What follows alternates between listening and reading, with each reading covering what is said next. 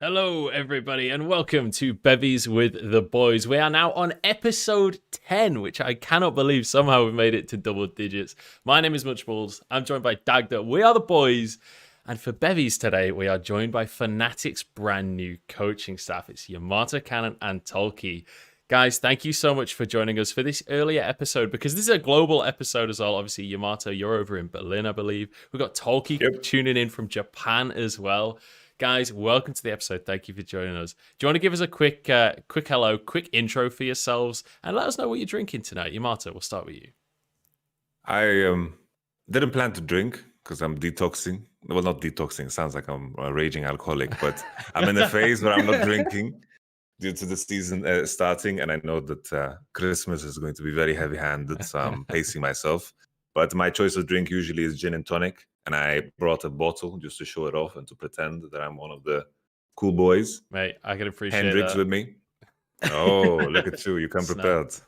So usually that's my drink. What was the rest of the question? Was that it? Just sort of to introduce yourself a little bit. We'll come back to it. We'll do a bit of backstory talk. Tolki, what are you drinking today or tonight for you over there? Yeah, so for me it's 11 p.m. I live in Tokyo, Japan. So here, beer is very big. So I got everything from the very small Kirin to a bit of a bigger Asahi Super Dry. Then we can attack, the premium malt made by Suntory before moving, to the very famous Sapporo Black Label before finishing up with an Ebisu. And did you know, like almost all those brands were part of the same company back in time, like 100 years ago. The Sapporo, Ebisu, and Asahi got created. They fused before World War II, and because they got a monopoly on beer in Japan, they got split up after World War II. And now those are made by the same brand, but the other ones are independent. But they all make great beer, and this is the newest one, so I'll start with the premium malts. They're, the new kids on the blocks. She would be impressed or worried. Beside that, I'm not sure. I'm a coach. I did not know they were all the same brand, but you learn something new every day. Forget about League of Legends. Let's just talk about beer. Right? We're just going down this rabbit hole. I'm definitely okay with that. But Dagda, what are you drinking tonight, mate? Yeah, I keep saying tonight. It's 2:00. I know. Yeah, I'm on a Havana Club, the 7-year rum. Nice. Decided to pick that one up for myself, but I know that Yamato's detoxing, but we're on week 10 of Bevvies with the boys, and yeah, there's no detox here. Yeah, we're detoxing by drinking at 2 p.m. Yeah. I'm on the Doom Bar today, and then I've got my Hendricks as a backup, or maybe I'll just drink it in solidarity with Yamato after my first one. We'll have to see. So let's take a moment here, and I want to give you guys an opportunity to kind of intro yourselves and give us a bit of backstory. Yamato, we'll start with you because I kind of segued off of yours already. You've had kind of a bit of a crazy journey. Obviously, for some of the newer viewers, they might not know your history of coaching within Europe for a very long time. Working on TSM, a different kind of TSM to maybe some people are thinking. But then you obviously you were on the LEC. You went over to be the first Western coach in Korea, if I'm not mistaken, or in LCK at very least. Can you talk us through that journey a little bit and give us some of the cliff notes of your story in esports so far? Honestly, you nailed it. You brought up all the details. Now, I've been playing this game for soon 11 years. I used to compete. I played in the first season ever of the EU LCS under the name, Dragonborns was the team. They still owe me money to this day because esports was pretty terrible back then. But it really was the Wild West. Yes, it was definitely the Wild West. And I continued. I loved the game. I wanted to compete always. I had to take a little break. And when you take a break as a pro player, players don't like it. You need to reprove yourself. And my idea was to jump into the coaching world just because I wanted to be in a gaming house, because my father was very against gaming. I had to hide all my life that I'm playing and competing. Like my journey to becoming a pro was me playing on a shitty MacBook I got from school, getting burn marks on my thighs because I was like hiding in bed playing like this pretty much on 20 FPS. I was playing like this, climbing the ladder, and I just wanted to escape to a gaming house. And I had some buddies over in MIM. I was talking to Mithy, Nuktak. They were like, you should coach. Because Riot announced that they're going to make coaching like a paid role. I was like, well, money. Money. That's something that I've been promised in different teams but never received. But Riot is promising money. So it's like, I got some Slightly more There's, official. yes, yes. There's some precedent here that I might get paid. I have some push here. So I just went for it, and my idea was, okay, I'm going to be in a gaming house. I'm going to practice with the team, and then I'm gonna just solo queue all night, and then just become, level up again. But I fell in love with coaching, and I've coached ever since, and I'm not planning to stop. I have many, many years more in me, so it's all up to Riot Games to make sure that this game stays alive. So I'm looking at you, Riot Games. So no pressure, Mark Merrill, but his career is on your shoulders right now. So moving over to you then, Tolki. Do you want to give us a bit of backstory for anyone that doesn't know you? Because obviously everyone's going to have heard your name right now because you just got announced by Fnatic, so everyone's going to be over the moon. For anyone that doesn't know your backstory prior to that, do you want to tell us some of the cliff notes, a bit of a synopsis of your story so far in esports? So I'll go with the short route, which is already pretty long, because I'm 30 years old now, and it's pretty much boomer status in esports. I started being into competitive gaming with fighting games when I was a teenager. Actually, I played fighting games for almost 10 years. I got a few top 8 at Stunfest more than 12 years ago. Then I started PC gaming with StarCraft 2, and started working with O-Gaming in France as a caster. But esports wasn't very professional. Just like Yamato, some people still owe me money from money I was doing from job I was doing from them at this time. So I moved back to a standard work environment. I was a consultant, and I worked as a video game producer at Ubisoft. Then 5 years ago, I was bored with my life and decided to move to Tokyo because, well, Tokyo is pretty great. And in Tokyo, I created an esports team that didn't really pan out. And then I started working remotely for Splice, T1, and now I will be moving to Berlin to work with Fnatic, so abandoning Japan, unfortunately. So this is the first team that you are uprooting and properly getting into the gaming house and all of that for? Well, in Japan, when I had my team, we had a gaming house and we're all there in person, but it was not the same level yet. It's going to be the same the first time, I'm really there in person with the team that's competing for the world title, which I've enjoyed when I was with Splice a year and a half ago, or with T1 in person a year ago. Okay, cool. So I'm curious. I do just want to touch on the Fnatic stuff because obviously you guys now are working together. Have you guys ever worked together in the past? Did you already know each other? Did you guys kind of choose to work together, or has Fnatic hired you both separately? What kind of roles are you guys going to be filling as well? On my end, when I was discussing with Fnatic, they were asking me if there's someone that I had in mind, and I was vouching and pushing for Tolki because,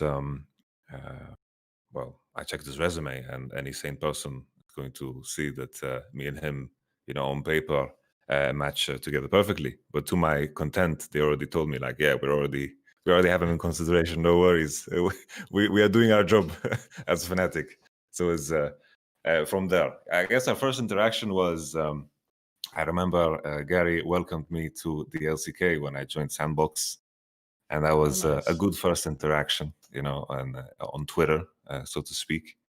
And then we also have the same agent. So I guess that's how our worlds connect. Yeah, past each other in the lobby on the Discord channel. Pretty much. Yeah, discreetly. But yeah, I feel like we'll make a very good duo. I realize I'm lacking experience, and that's all that Yamato is. He's the guy with the most experience in LEC. So I feel like we'll be able to bounce off each other. I'm more the, guy who comes a bit from the outside with a more data-driven approach, technical approach that needs, this experience and this experience to work directly with the players and to really be part of a team. So it was the same for me. When I heard I was considered with Yamato, I thought it was a great idea and a great pairing. So from the start, it sounded great. Yeah, that's one of the things I was curious about, because I watched your interview with Ashley Kang, and you were kind of talking about how you're very much about the data-driven stuff. You're more about hey, if we want to make a decision about hey, there's these two things up in 2 minutes, what should we prioritize? That was your game plan and where you came in. Is that what you're hoping to bring to Fnatic, or are you now trying to explore more options and kind of get more involved with the player end of things?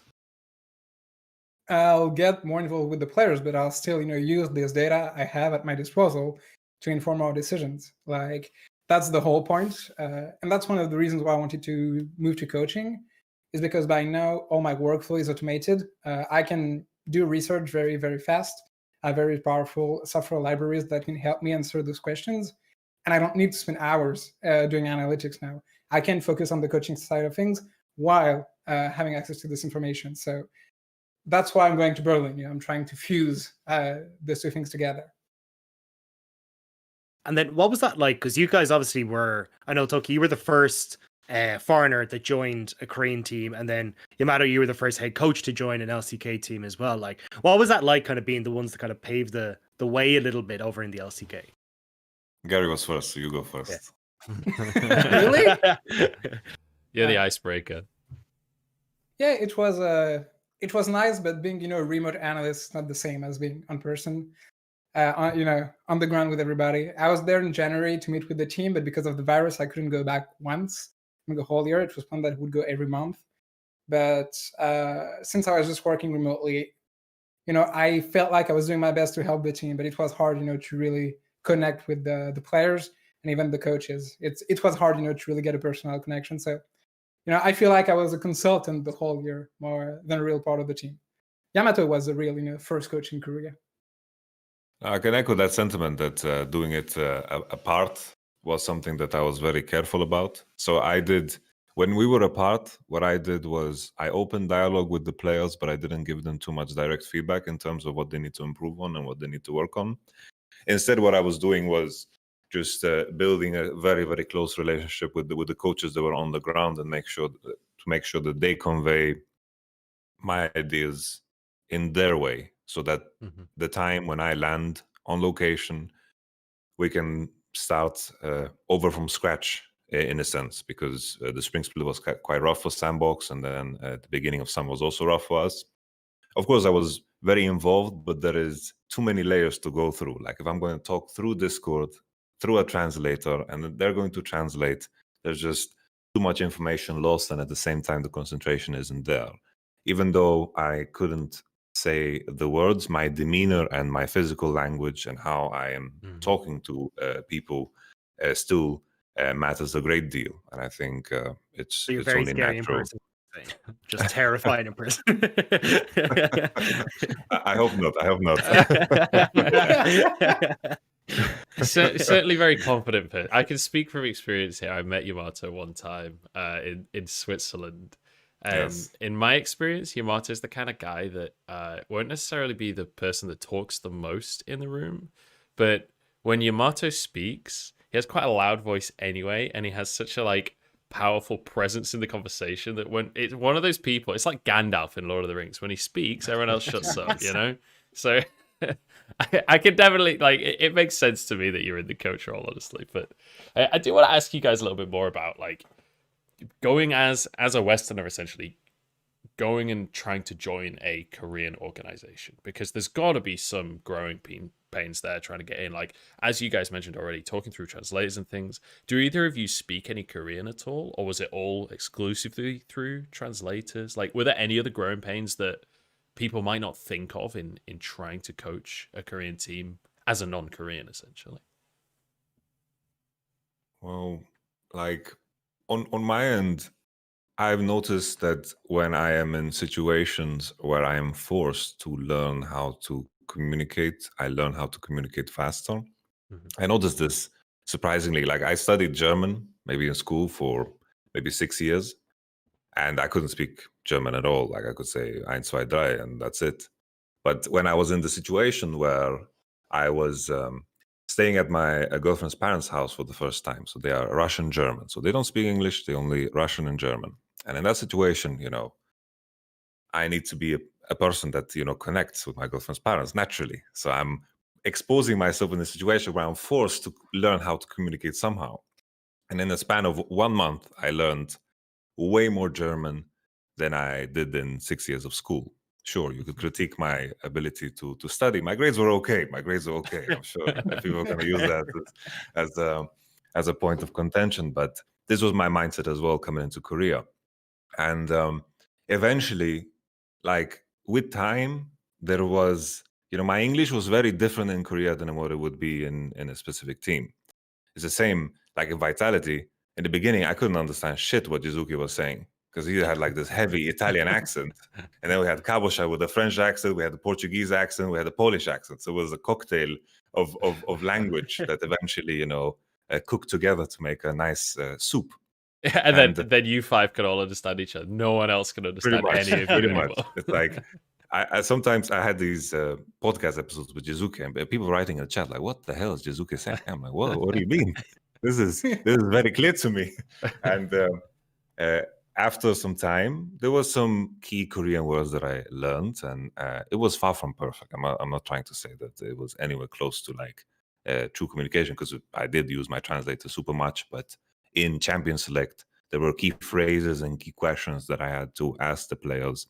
And also, it was very helpful that some of the players actually speak very good English, like On Fleek, Gorilla, Joker, Fantasy as well. All of them speak very, very good English. So this definitely helped super much in those situations where it was crunch time and we couldn't use our translator that much. But in terms of, just to bring it back to what you brought up in the first place, in terms of challenges, it was surprisingly, like in terms of, at least in the scope of Sandbox for me is like the gold standard for what an organization should be, because I came in there and they took care of everything. I could focus on the players and the game, where I should be, what I should eat. Everything was taken care of. I didn't need to think about any logistics at all. And that's something that I've never experienced before in esports. I told you my horror story of season 3 with Dragonborns.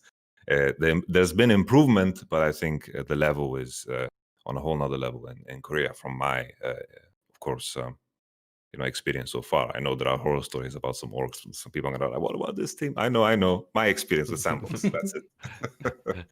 Well, I mean, that's good to hear a positive thought on that one. Tolki, what's your experience been like trying to integrate? Because it's not just Korean teams for you as well. Obviously, you had a team in Japan. Like coming over as a Westerner, was that? I mean, do you speak Japanese? Are you fluent in Japanese? So was it a little easier in that sense? In Japan, I had there was a cultural and language barrier. I got better since I closed the team. It was already 3 years ago. But I could already speak with the players. I didn't need a translator with my team in Japan. In Korean, Korean grammar is literally the same as Japanese, but vocabulary and the pronunciation have nothing in common. So I tried studying Korean. I didn't really get that far, so I didn't use it. And in the end, I was working mostly with Hajin, the manager, who's also French, actually. And oh, really? Yeah. So Hajin was with Misfits last year as an English-Korean translator, but she's also a French engineer like me. So that's how we met before in Berlin. And she was the one, doing the heavy lifting in terms of communication. Like I tried studying Korean, but it was very clear, very fast. It was much easier, to rely on her. Like she knows League of Legends really well. She translated for a year for Gorilla in Misfits while he was learning English as well. So in the end, I didn't really need to make a big effort. And regarding the work culture, the communication culture, like Korea and Japan, of course, are different countries, very different countries, but they still have a lot of similarities in terms of work environment and how you communicate to other people, especially the ones who are hierarchical a bit higher than you. Mm-hmm. And I was used to this, I know how it works around here, and it was never really an issue. And by the way, Yamato, if you miss the French accent, I can speak like that the whole year. C'est bien, c'est bien. Yes, c'est très bien. Go for it, man. Go for it. It makes you feel at home.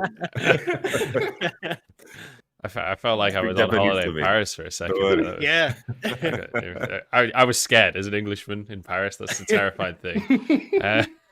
They don't like us over there. You get treated really well as an Irishman once they realize you're not British. Once then it's fine.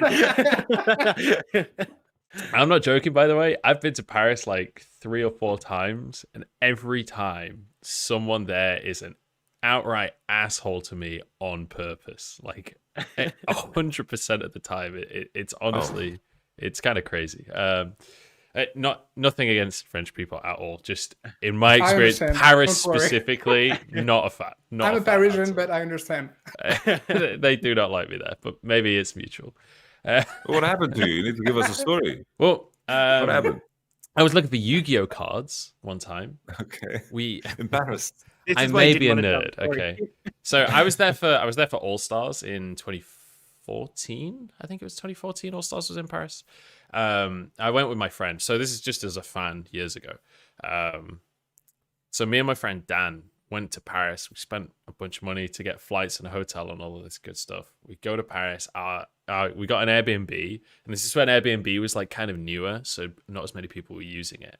We ended up with this Airbnb that was literally like across the street from the arena. It was fucking perfect. And we were avid Yu-Gi-Oh players. We went and played in tournaments and stuff at this time. So we were like, okay, while we're in Paris, we've got to go get some French Yu-Gi-Oh cards. We just wanted to get like a booster pack each, just as like a souvenir for the trip, right? And hopefully we would pull some rare card out of the booster and it'd be like the ultimate anecdote. So we Google where to find Yu-Gi-Oh cards in Paris, and there's like this huge department store that apparently also sells. They have like a section of card game stuff. So we go to this shop and we're looking around for ages to try and find these cards, and we can't find them. We've even found the MTG cards, but they don't seem to be together. It seems to be like, you know how some of these ones are like sorted by brands rather than sections? It was like that. And so we basically give up searching after a few minutes. We go and ask the guy at the till. And we're like, hey, do you guys sell Yu-Gi-Oh cards? Could you show us where they are? And he's like, no. We're like, no, you don't sell them. No, you won't show us. Like, what? And he's like, oh, we don't sell them. I'm like, oh, okay, no worries. So Google said you did, but okay, fine. That's cool. So we start making our way towards the exit. And like 2 aisles down, this fucking huge Yu-Gi-Oh section that we missed. And we're like, bro, what the fuck? Like, there's no way he didn't know. He just didn't want to help us. It's just that simple. There's been a few other stupid little things. I don't know. In my experience, they don't like me, but it might just be like confirmation bias from that. He wanted to protect you from gambling. Yeah, maybe. That's it, maybe. Yeah. I did get one of the little buy loose cards. ghost things. I can't remember what they were called. But you're a bit of a weeb, so do you know Evangelion? Of course. No. And in Evangelion, the anime. I am not a weeb at all. I just played Yu-Gi-Oh. Okay, but in Evangelion, they always drink this beer, so it's very famous, weeb beer. Okay. So, Tolki, I'm impressed with how many you've put away so far, to be honest. I've just been catching my eye every so often and just like, we need to go for drinks improper at some stage. It's a Japanese training, Yeah. It's like the hard mode of training. I think the Irish could probably contest that title as well. I'd love to see. I'm willing to adjudicate that showdown. If you guys need a judge or a referee, I'll join in. I'll throw in the Russian card. Let's go. I'm ready. I've been playing Russian holidays. Yeah. Russian holidays. Now we've just created a bad joke. An Irish, a British, a French, and a Russian walk into a bar. But this one was only 120 milliliters, so it doesn't really count, does it?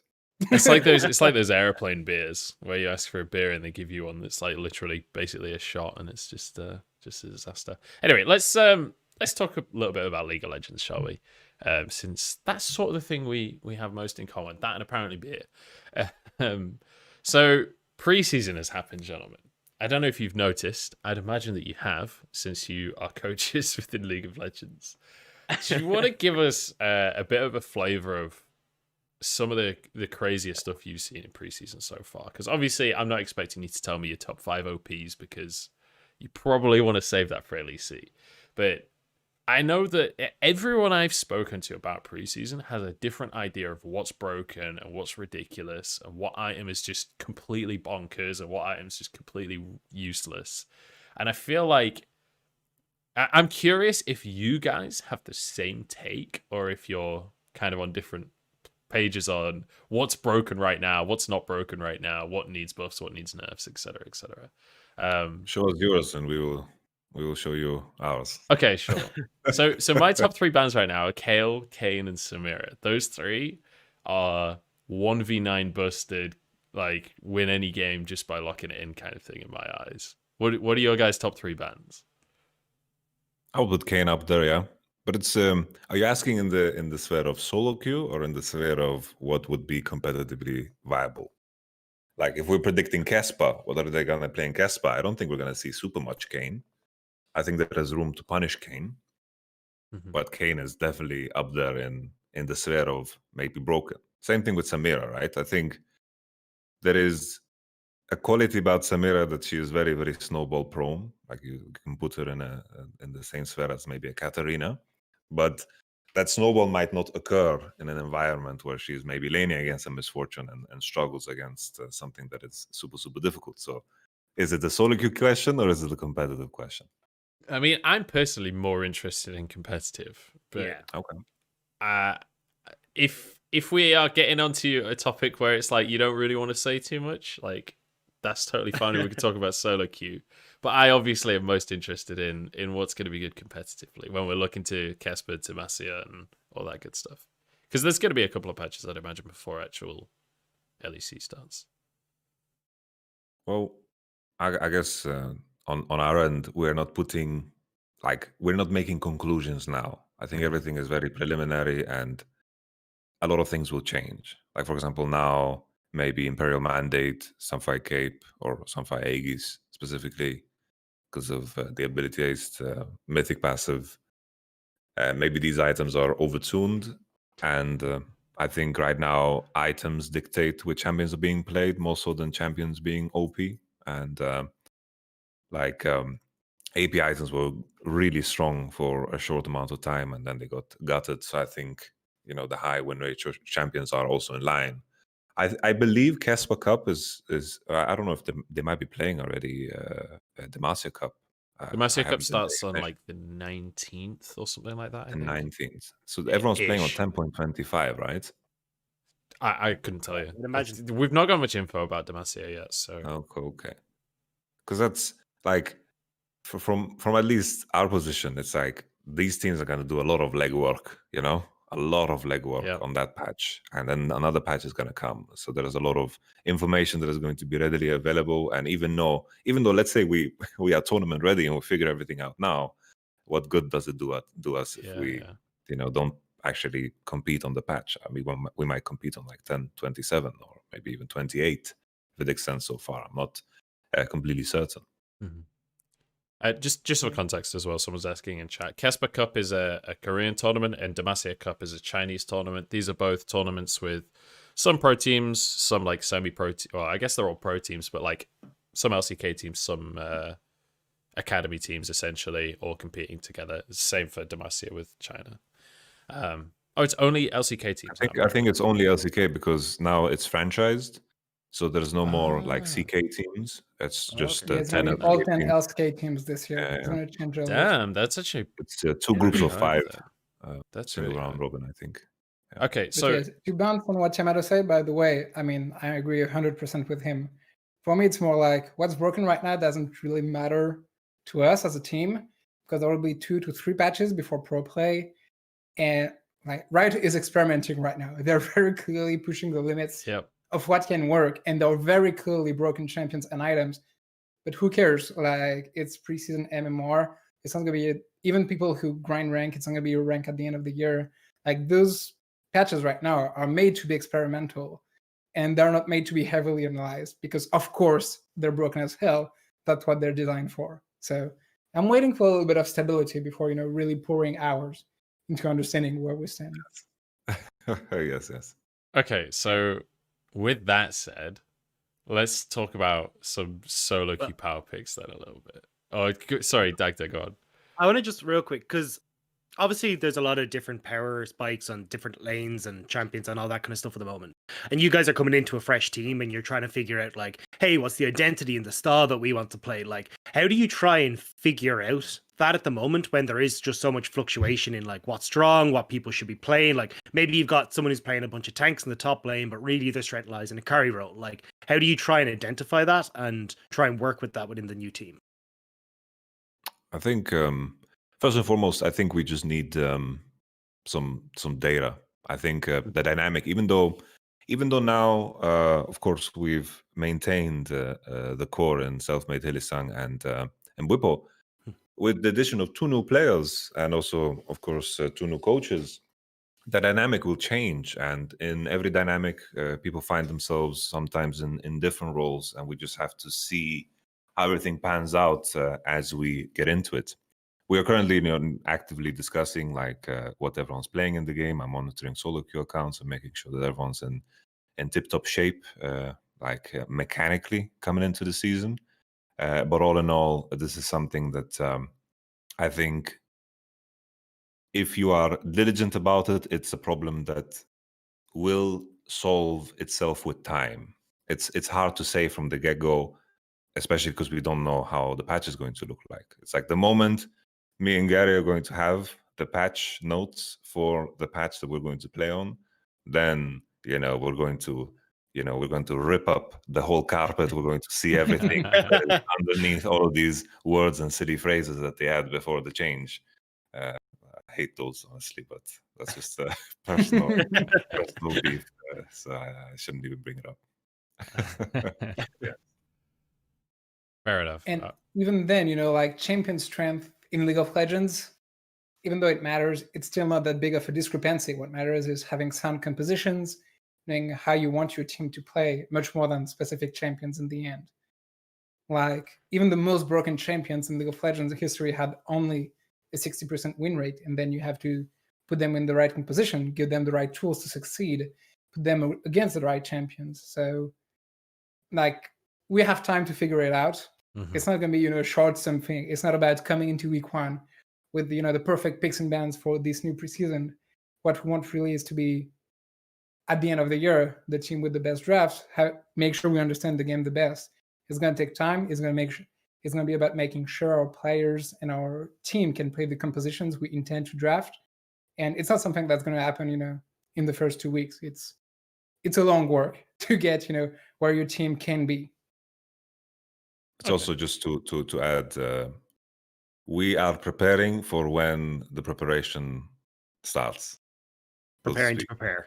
We're preparing to prepare. That's what it is, pretty much. Okay, so I actually kind of want to dig into that a little bit more in kind of you guys and how you're approaching hitting the LEC running with Fnatic, because you're kind of talking about, to word it how you worded it there, Yamato, you're preparing to prepare, right? What does that look like, especially with an organization with like Fnatic that is so well known, such a high amount of expectation and pressure on you guys to perform? Obviously, Reckless leaving the team, and Upset coming in, who in of itself is a big name and a huge prospect, right? I think it's certainly like Reddit is seriously underplaying the power level you guys have on this team. What's it been like kind of hitting the ground running here and trying to pick up, like, what have you guys been doing so far to set yourselves up for once you know what patch you're on, once you know what the power picks are, how to properly apply that and how to be a team already by the time that comes around? I think on my end, it's just about, I usually take time in the so-called off season to really reflect on everything that I've been through, and to really know what works and what doesn't work, and to really spend as much time as possible to get to know the players, to be as prepared as possible for the dynamic that will occur. I think in terms of the pressure that comes with Fnatic, on my end, the biggest pressure has always come from knowing that I am responsible for actual people. I think as a head coach, I see myself responsible for everyone that is a part of the project. And there is no greater pressure than that, because you have an opportunity to affect people's lives in ways that can be hurting or memorable, and shape them in a good way. And regardless of how many fans, millions or whatever, there's nothing that is going to, be stronger than that pressure alone. And of course it matters, the Fnatic brand, it comes with, a privilege and also, a challenge. But I know that everything has kind of aligned for this moment. Like, I've been competing against Fnatic since my genesis in League. I was competing against the XPK and the Shushays, and I was always, whenever I was facing Fnatic, it was always a very grand event. And to now be a part of this, every game is going to be a grand event. And that in itself, it's like fuel for the soul. It's really fuel for the soul, because I'm kind of motivating myself here as I'm talking, and I'm getting very excited what's to come. The tiger starts playing in the background. Yeah, exactly. It sounds like this has been almost a long time coming for you. Like, was Fnatic an aspiration of yours career-wise, or is it just kind of like this has happened and you've kind of realized how big of a deal this is? I guess like in terms of how I make choices, I had the privilege of taking Spring Split off because like Vitality decided to part ways with me very late into November, and that was well within their rights. I'm not trying to pile on to them, but it was very late into November, so all teams were pretty much set in stone. And then all the offers that I received were kind of like, these players, I don't really see myself, being passionate in this project. So I kind of just took a step back.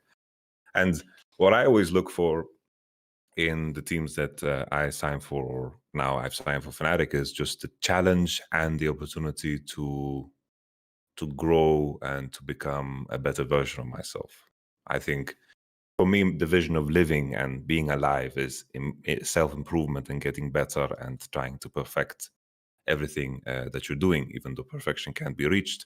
The pursuit to me is life. And if I'm in a situation where I can't apply myself in such a way, I don't want to be a part of it. And Fnatic naturally is an environment and this opportunity where I can have these things specifically.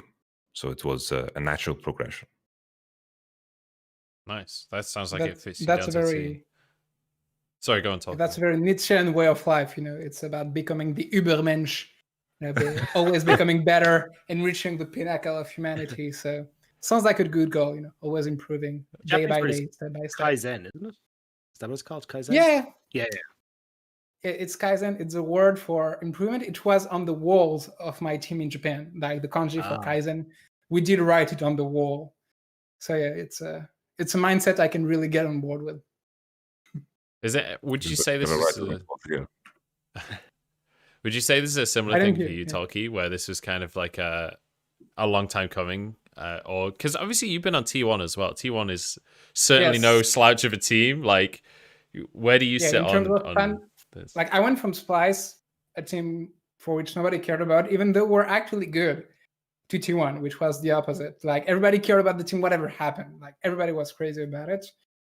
And for me, it didn't really change anything. It's really about what I can do, how I can help the players, how I can get better, work on what I'm developing, how I'm trying to understand the game. I don't really care, like in terms of the pressure, it's not something that really affects me. Mm-hmm. The only thing I want is my team to perform. Like, I love esports. I love working for teams because I love competing. I love trying to be the best version of myself and always pushing forward, always trying to go for that next step. And what's it like for you now? Because you're going to be moving, obviously, from France to Japan and now back to Germany. Like, it's a lot of moving about for you. Are you excited about the move back to Germany? Are you kind of sad to be leaving Japan? Because obviously you've got a big love for it. So where do you sit in the whole thing? For me, that's the biggest pressure, actually. Like, the biggest part about my move to Fnatic is leaving Japan. Because if I could, I would stay in Japan, but I realize for my future, it's not the best. I want to be working in esports. I want to be, in interesting teams and working on good projects. And I know I have to leave Japan at the moment for that. So that's the hardest part about it. But yeah, it's I've been getting used to it. I'm moving around. My wife usually has business trips in London very often. I'm traveling around as well in Singapore. It's something you get used to. I'm a traveler now. I feel like that plight of Japan versus esports is a common plight within this world that we live in. Like, with how popular anime is, I've spoke to so many people that are like, I really want to move to Japan, but I also want a career in esports. And for some reason, despite how popular gaming is in Japan, Japanese esports just doesn't seem to be like booming, you know? Like Yes. Get LGL. shit together, Nintendo. Get your Yeah, shit I together. mean, Nintendo has a lot to do with that. But like there is a history of competitive gaming in Japan actually in arcades. Like actual esports started in arcades in the 90s with fighting games, and that's where I come from. The Daigo Umehara, beating people up when they were 12, and now he's 40 years old, still playing fighting games. It's still his life. He's literally one of the first pro gamers in the world. The issue with Japan is that there was never really a big professionalization, and it never really reached the mainstream outside of Umehara and Tokido. It never really got that inertia to really, get to the next level and really become something that people can aspire to. Such. Yeah. very Surge. Big Surge. Baby hands. All of the other Twitch emotes as well. I can't think of them all right now. Interesting. Yeah, I've always been I had a friend that I worked with when I was living in America, and he was like a huge fan of Japan, and he really wanted to go and live in Japan and work in Japan, but he was an esports producer by trade, and he could have gone into like reality TV or whatever in Japan, like that's an option, but esports, especially on television and things in Japan, was just not on the table at all for him. I remember over beers him lamenting about this many times to me, so I know that this is an unfortunate situation within the Japanese scene at least, but I mean that's from an outsider looking at Japan. Whether or not that's true actually in the scene is a different conversation. Actually, a producer from a gaming, came to Japan to live for 2 years, and he directed advertising for Renault Nissan. Like he came from O Gaming, but he had to do something else in Japan, and now he's back in esports in France. And yeah, it's hard in Japan, as a foreigner, to find something that's professionally fulfilling while being something you can find in Japan. Like I could find a job, but I'm not sure I can find a job that I would really enjoy doing, even in esports. So it's a sacrifice that sometimes you have to make. I've been saying goodbye to all the restaurants in the neighborhood. Like it's very local in Japan. That's the thing. Yeah. That's what I miss the most. I've been taking pictures with the guys at the restaurants. They've been telling me goodbyes and all that, and it's very emotional. But I'll get through it. I'll learn to love Germany. I don't think you're gonna find the same local spirit in Berlin as you might find in Tokyo.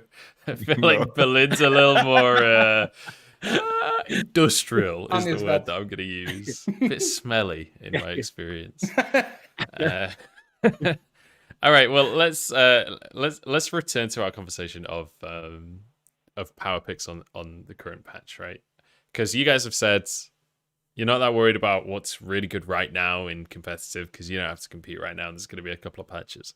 So if you guys have been playing solo queue, because I know I've been mashing solo queue, what has been the most obnoxious stuff that you've either dealt with or you've been abusing or you just ban every game? Like what's the crazy stuff right now for you? And Dagda, this goes out to you as well. God. Samira for me is the one. Just because I play support and I'm just like, every time my AD carry is going to walk into them, there's going to be Leona on the other team. They get CC'd, knocked up, and they're dead. I'm just like, I'm not going to deal with that. So it's just take Samira out and I'll be fine. That's it. I think if a team doesn't have Imperial Mandate and the enemy team has Imperial Mandate, you are just at a disadvantage because this item is just really busted. I think there is room. I don't understand why. Maybe I shouldn't review this, but I don't understand. Maybe people have tried it, but I would experiment with double support bot because I think some of the mythic items, especially after Moonstone buff, maybe is super strong. After they change the support item, it stacks incredibly fast. You can finish like an extra 1,000 gold already at 12-minute mark if you are good at the game.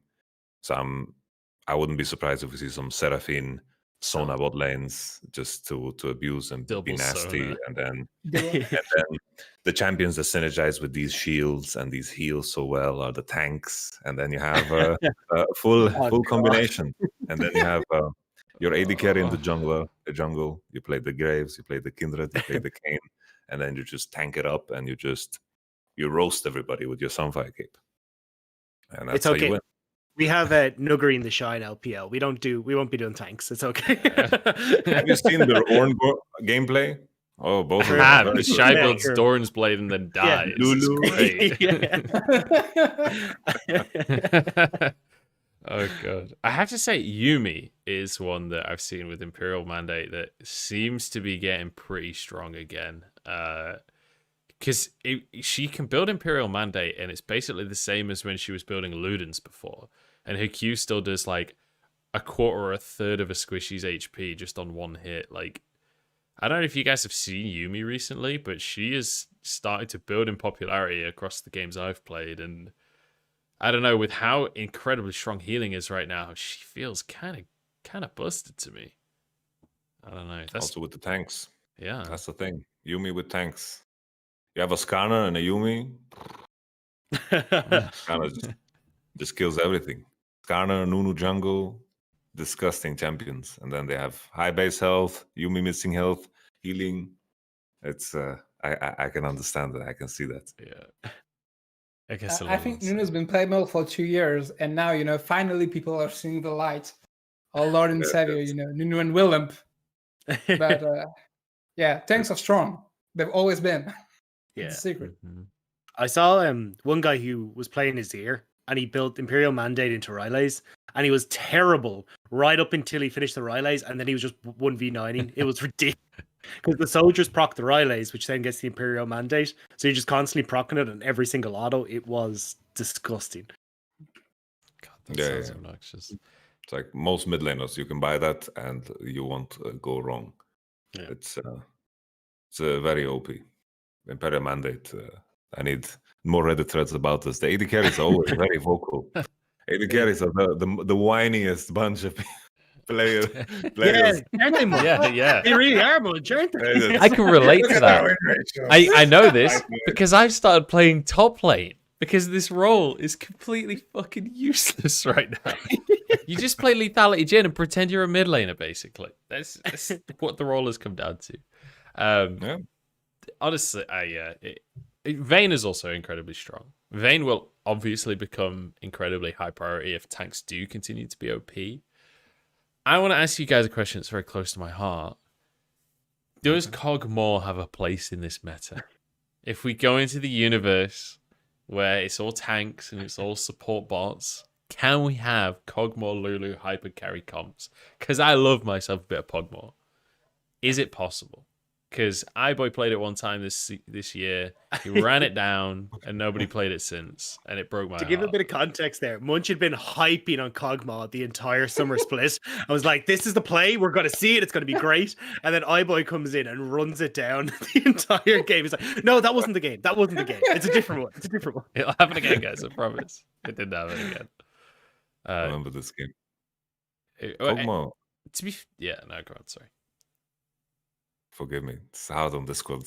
Yeah.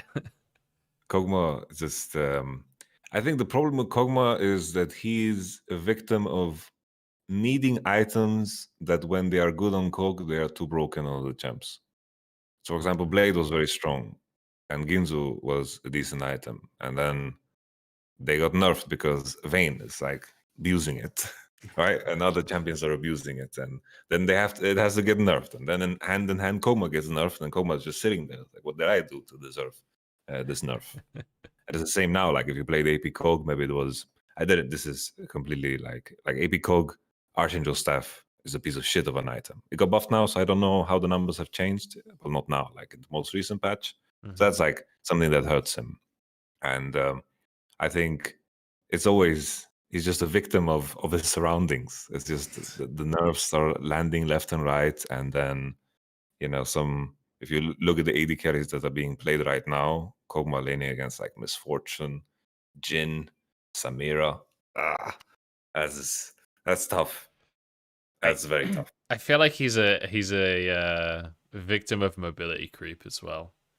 Yeah. Like his E, if you're an AD carry, his E is fucking garbage. His passive is entirely. You have to utilize his passive. Like half of his kit is completely outdated at this point. I feel like he's one of the champions in the game that I think is most in need of a rework at this stage to really actually be the late game hyper carry kind of siege artillery ADC that it says on the tin.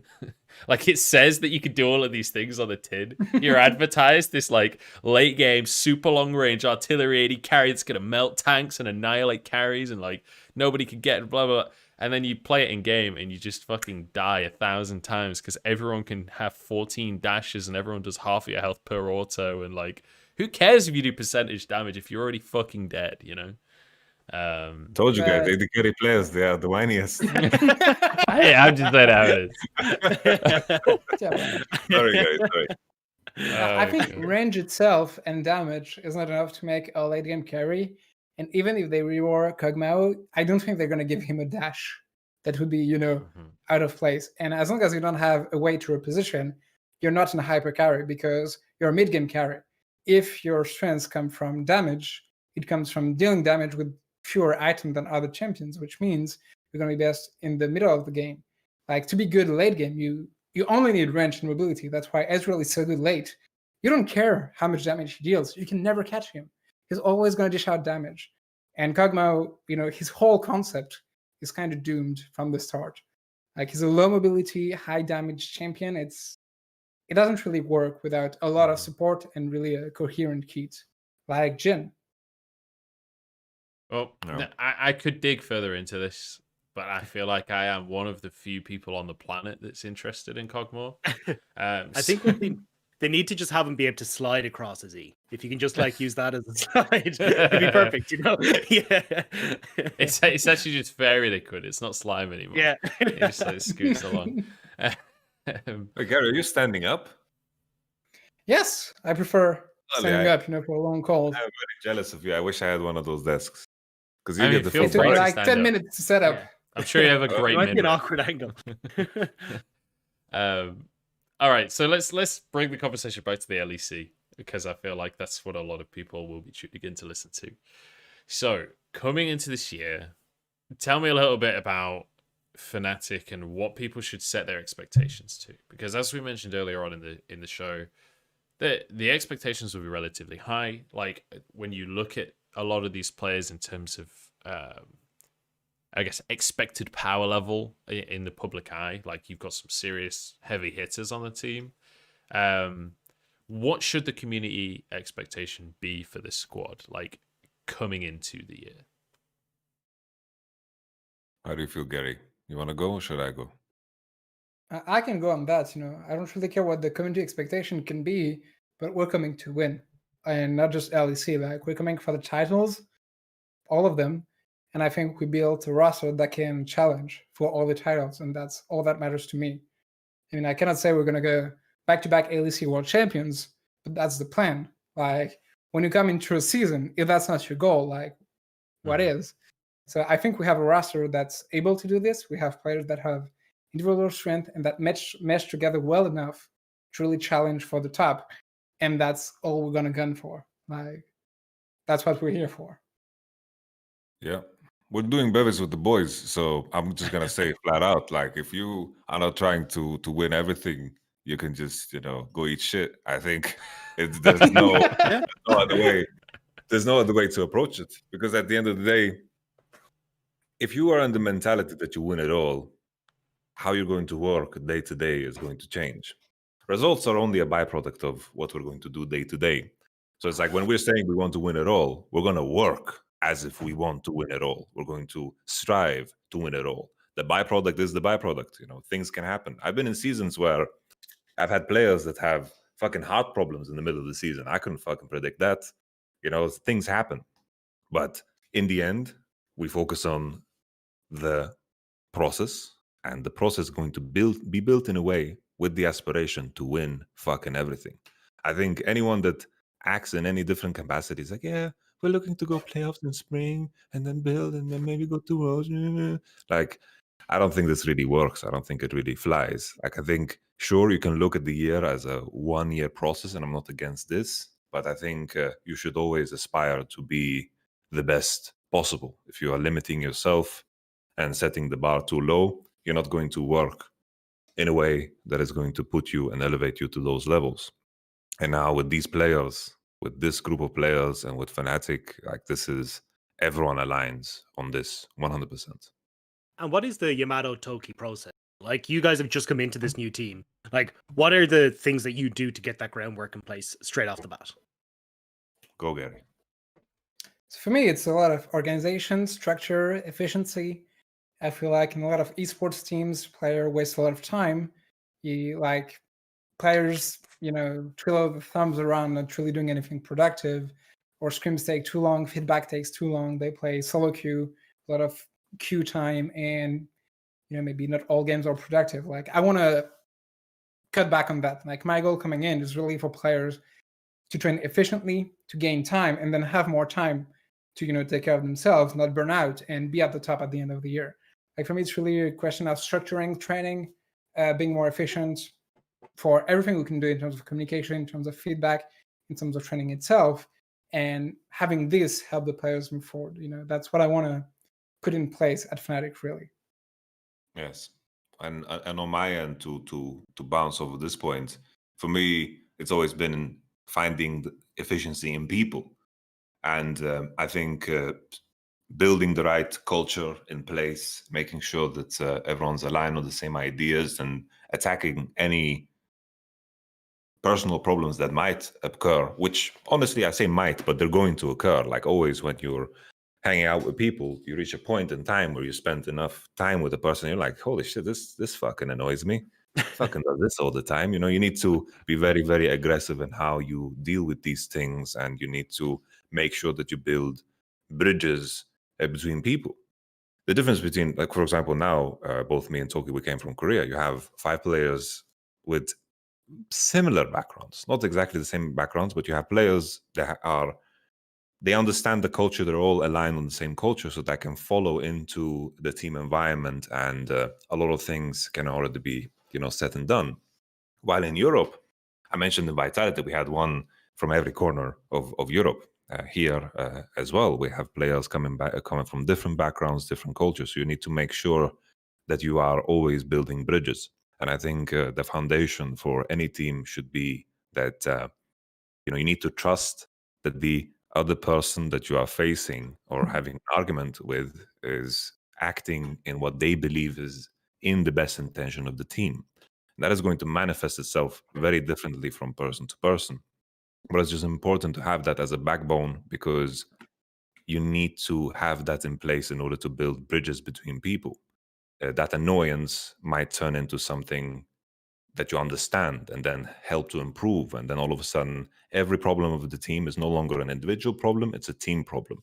And that is what we're going to work very, very hard to put in place from the get-go, because in anyone's experience, when you ignore issues, whether it's in your relationship with your significant other or with anyone really, like if you ignore issues, that carpet that you sweep everything under is going to be very uncomfortable to walk on. And if you are in an environment where you're trying to achieve the most possible, any of those issues need to be ironed out. And we're going to be very, very ready for when it happens. And already from now, from speaking to all the players, we're all aligning about what we want to achieve and what we want to be. So I think this is just the most important thing for a team.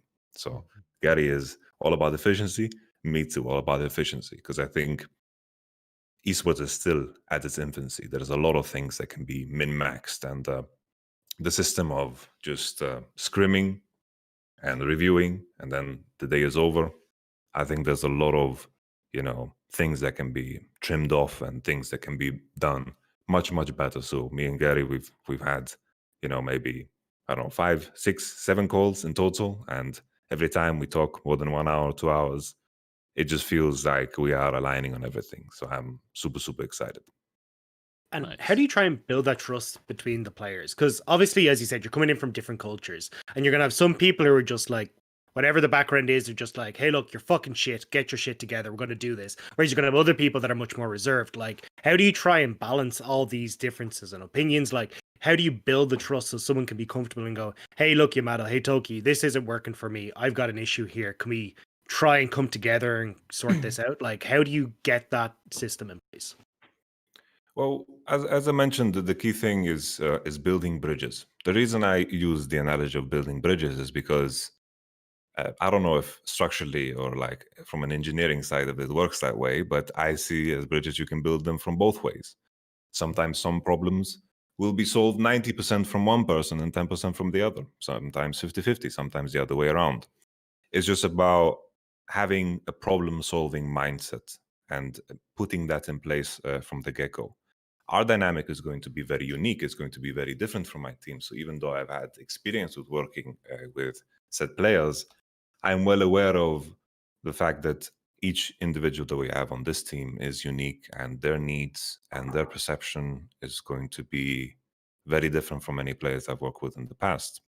So it's all about just making sure there's a space to talk always, to talk openly, making sure that the backbone of what we are going to build a team on is something that everyone agrees on. It's not it's not a dictatorship. It's not my rules or my philosophy. It's a philosophy that we all align on. There are some certain key aspects that I insist on, but in the end, having a foundation where everyone agrees, these are our rules that we're going to abide by for the entirety of the time we're going to work together.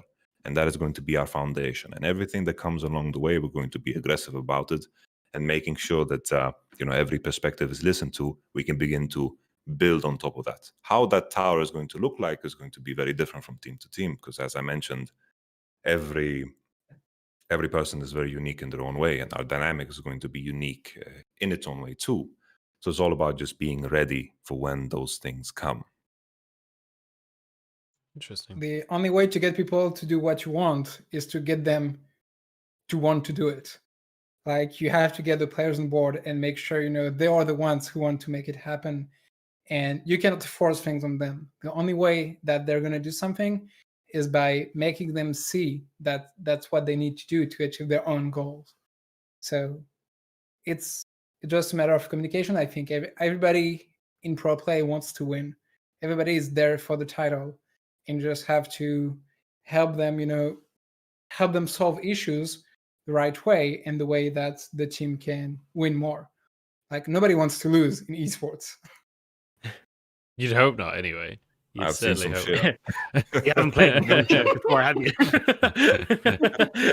MF isn't just a champion. That's all I'm going to say. So I want to ask you guys. So you're talking a lot about like how you interact with these players once you have a relationship and how you figure each other out and all of this. What is the do you guys have a process for day 1, day 2, day 3? How do you actually get on the same page with these players and figure this stuff out? So what's your favorite icebreaker? No. But on a very real note as well, are you guys playing Among Us? What is the way of getting past just the I don't know who these people are kind of from a colleague to a friend kind of get? Yeah, exactly.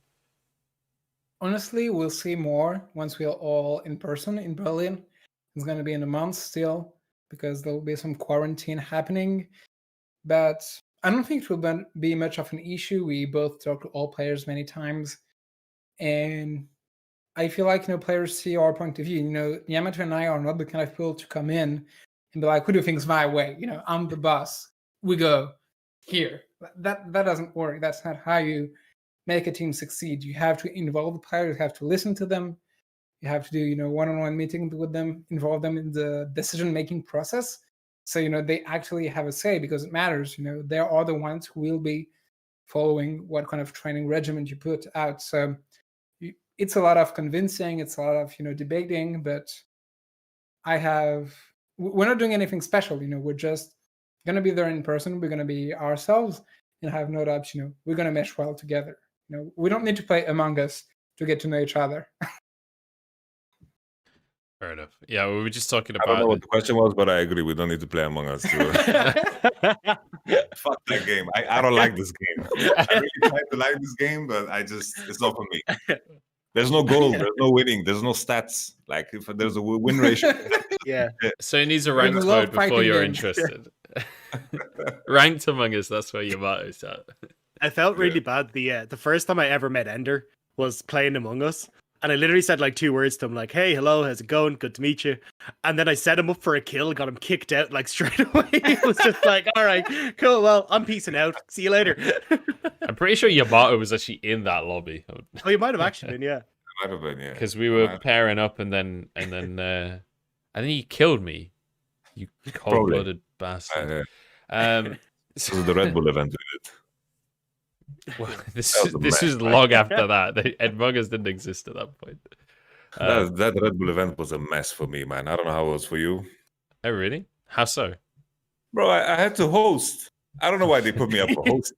That was already like a big Red I was Bull. surprised when I saw you on the I was hosting, and then I was hosting for 7 games. Minecraft, some new shit game they wanted to advertise, fucking FIFA, and I was making rude EA jokes. I'm happy that the viewership wasn't too high because I was like, I remember the opening segment for FIFA. I was like, all right, ladies and gentlemen, can you guys tell me how did EA figure out a way to scam people again? Tell me about FIFA 2020 or whatever the fuck the year was. They are fun events, though. They are fun events. I will say I was surprised to see that you were hosting on the talent list, but hey, you know. I love the way there's the difference between like the person who's actually doing like Yamato's been put out of his comfort zone here. He's like, this is fucking stupid. Whereas everyone else at home is like, it's great to see him diversifying. He's trying new things. It's going really well. It's just like, no, this is shit. I hated this. It was fun to do something different, but it was just weird because I remember like the rehearsal day. Like Jizuki was sending me pictures of him being out on the lake on a boat, you know, he's eating crumpets and fucking orange juice. Dude, as a host, rehearsal day is the worst because the problem, right? Everyone has to do rehearsal day, right? Rehearsal day is a necessary evil. Like, and I'm one of the people in esports that most loves rehearsal day in terms of like the finished product. It's really, really important to be able to fucking nail that shit. But if you are hosting specifically, you are there from the very start of the rehearsal to the very fucking end of the rehearsal because you are there from the very start of the show to the end of the show. The casters will come in and rehearse for like an hour maybe. Like the analysts will have to do 1 or 2 of the segments. The players come in for like 30 seconds to do a walk on stage if they even do that. Like half of the tech crew is only working half the day, but as the host, you are there the entire 11 fucking hours time. standing. And you 11 do hours. everything over and over again. But the worst part about it is that people don't realize is with rehearsal days, so much of it is down to tech. So as the host, you have to be there. You can't just fuck off.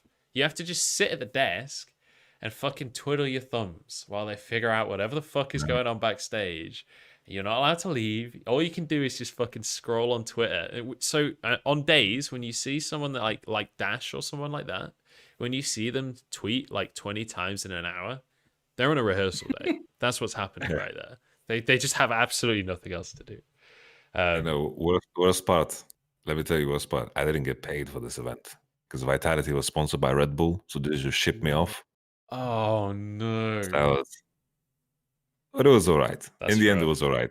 What's his name? Vincent Constantin, the guy who was like good-looking blonde guy with the glasses who took care of us. That's a lot of people. I've left the glasses over there. Yeah, so. Connie though. Yeah.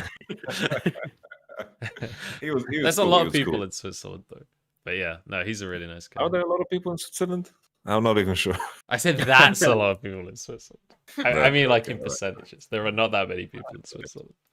They have a whole like culture war thing going on where it's like different counties all. Okay. I don't know. I'm not even going to try and explain it because I feel like I'll just completely annihilate it. Let's talk LEC. Let's talk the teams. Obviously, I think it's fair to say that G2 is your biggest competition. I don't think I'm saying anything particularly controversial there.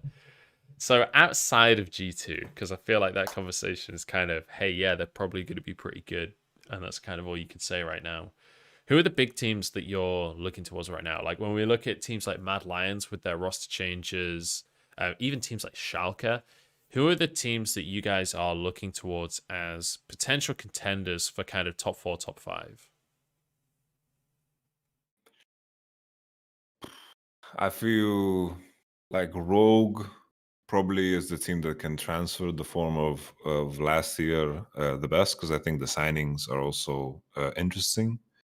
I think I'm trying to remember which team is it SK that have Tinks and all of the rookies? Because that's interesting too, right? You never know how that's going to pan out. Or even with Mad Lions, like they are losing Peter Dunn, and they're bringing in some new pieces, and you never know how the dynamic might shift within a team. Because like even for Rogue, Vander is going to Misfits. I believe that's official, right? I believe he's going to. I don't know if it's not like, whoops, if it isn't. Like it's pretty late. It's pretty late, guys. You better have it official already. Man. Like, get your shit together if it's not out. I think Misfits haven't announced anyone technically yet. Okay, but so Rogue, I think have. So Rogue is Odoamne inspired Larson, Hansam, and Trimby. So it's a meme. Like, what's the word? Well, I'm trying to find. Not arguably, but the other word. What's the word I'm looking for, guys? I'm not sure. Speakers. Go on. Give me the Not sure right context. there. Give me the sentence Yeah. that you would put it in. And I'm I not can help you making out it. here. It's allegedly. Thank you, Rochko. Oh, allegedly. Oh, Allegedly. Everything stamp allegedly on it. But what my point was, that they are losing Vander, and then Trimby is coming in, and then like Vander, players do a lot in teams that we can't see from outside in terms of communication, in terms of kind of hiding the flaws of their teammates. The same thing with Perks with G2. We don't really know what kind of an impact it has on a team to pull out a player, because some players make other players better without them realizing them in the moment. And sometimes you can take that for granted. And all of this is speculation. But at the end of the day, if I look at rosters, probably like Rogue, Mad Lions, I don't know what's happening with Shadow. No idea. Allegedly, China, I guess. Like at the end of the day, like I don't think these teams, they can have like a starburst and so forth. But I think it will be very similar to like the previous years. It's like we have such a high ceiling already in our players that is certain, in comparison to some of the other teams where the ceiling is uncertain. So I think there's a chance for some newcomers to of course take a higher stance. But I think it just comes down to at the end of the day, what are they doing in practice, and that's something that I can't speculate on. I would put Rogue probably third, I guess, in terms of who's the most exciting to watch. Behind you and GC. It's really hard. Yeah. Sorry, go on, Tom. It's really hard to see how players will match together, beforehand. It's really hard to predict what's going to happen before the season even starts. After spring, you have a better idea of how teams want to play and what they want to achieve. But at the moment, we're very much in the dark. I feel like we did build a great roster, and for me, that's all that matters. If your team is performing at the best level that it can, it should be able to win LEC. And I think other teams, built that way as well. But I think we made the right choices, and like some of the other teams look good, but I'm confident we'll be able to get up there and challenge for the title again. yeah. But I think that's Rogue would be my first pick after us. I think that's the most challenging part, is that like how do you try and slot in your criteria, right? I mean, is it like star power that you're looking for? Is it just that, as you said, like some players make other players better? It becomes really difficult to try and figure out like what actually makes a dream team work, because I mean, as we saw with Mad Lions, they were kind of a bunch of rookies that came in and they looked really, really good together. So I think it makes it really difficult, unless you know that these guys have played together, to actually have a criteria that you can have an idea, but you don't really know until you get them onto the Rift together. Just a smaller part on Mad Lions, Splice the year before, the very similar coaching staff had better results and nobody cared. Like, it's a lot of, communication. Like, it's a lot of what the teams show. Like, Mad Lions did very good, and I think they're going to be, a top 4 team next season. but it's mostly the back of Mac, who's like a great coach and who's great at making players the best they can be, I think. Like, he's going to manage whatever roster changes there are. It's interesting to me that each of you, when talking about Mad Lions, has nominated a different coach. So, Tolki, you said Mac, whereas Yamato, you said Peter I Dunn think is leaving. he speaks on a better authority because he's been in Splice during that time. I think on my end, it's just information from interacting. Like I've been on one PGL with Mac, and he was very nice. Like he won as many points as he could have won in that little interaction that we had. So it's not on him, but it's just hard to know, right? It's very difficult to know. I love how you're judging people on brownie points exclusively. Yeah. What did you say? Sorry, Tolki. He was very much in the shadows before last year, so it makes sense. He was not front and center, or people didn't really even know what he was doing. But I think he's a great coach, and he was, the common link, the common denominator between all the Mad Lion and Splice rosters, and he's been a very good coach, to push the players forward. But Peter Dunn, at the same time, he was a great scout. Like, I don't say that about a lot of people, but I think he was one of the best scouts in the world. It's very hard to find new talent as well as Peter Dunn did, and that's a very specific skill he has. And that's something that they're going to miss at Mad Lions. They're not making much changes, but in the future, like, Peter watches so much League of Legends, knows so much players, that it's hard to replace. Peter Dunn will be like, oh yeah, this guy in Brazil, he's been playing for 3 seasons and he had the MVP on the second game of the third week. He was insane in that game. You're like, oh, it's his damn tweets, man. Oh, it's just so crazy. Yeah, this guy watches League of Legends 15 hours a day. It's insane. That's one thing that always impresses me about some people that you meet in the scene. It's like I think one of my biggest weaknesses as a person is my memory. I can't remember just random things from 20 years ago. But you speak to some people and you'll mention a player offhand and they'll be like, oh yeah, just remember that one thing that they did 4.5 seasons ago with this one champion in this one game that didn't even matter in the standings. And you're like, oh, yeah, of course. How could I have forgotten? What a ridiculous thing for me to forget. It's just like you meet some of these people that have like a photogenic memory or whatever it is that just remember absolutely everything. It never ceases to impress me, which is maybe more a thing about me than it is about them. But it's definitely a talent. I want to ask... You need to have a growth mindset. It's not about talent. It's about working for it. Yeah.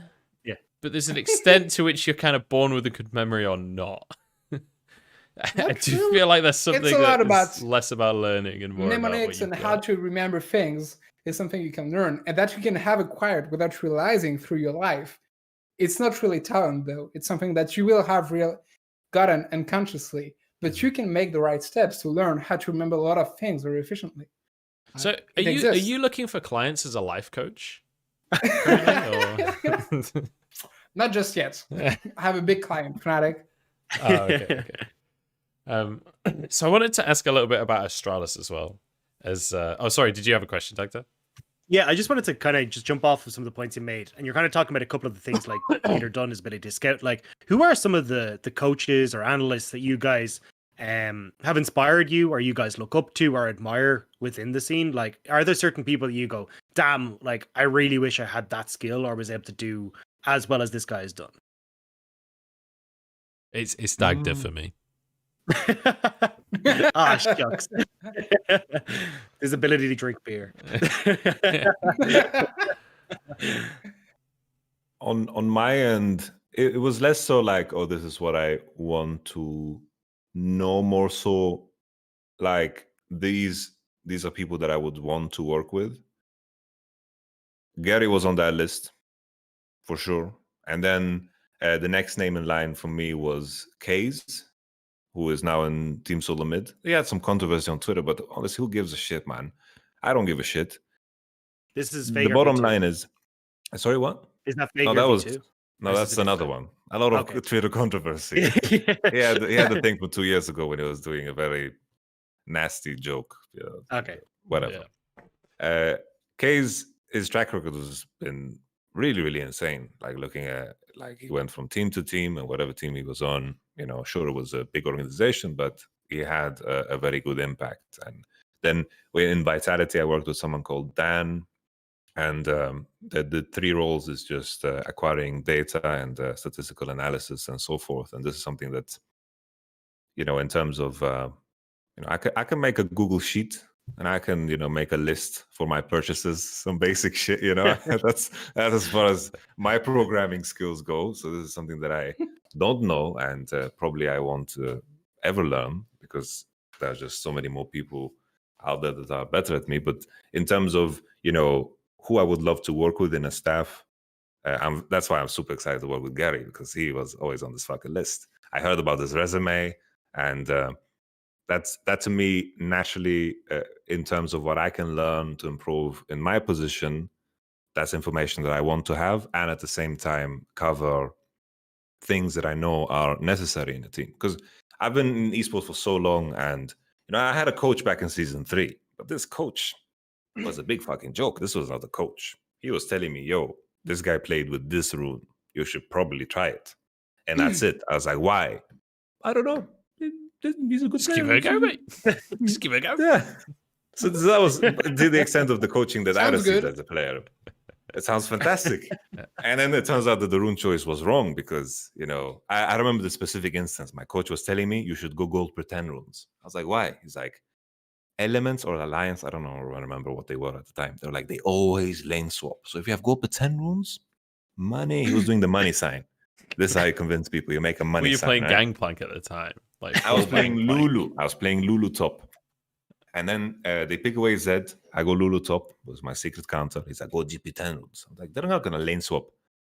When they are playing fucking Zed top, they're not going to lane swap. He's like, no, they will lane swap. Okay, I trust him. Then I'm laning against the Zed, and this was OP Zed with GP10 runes. And the game is obviously fucking hard, and we lose.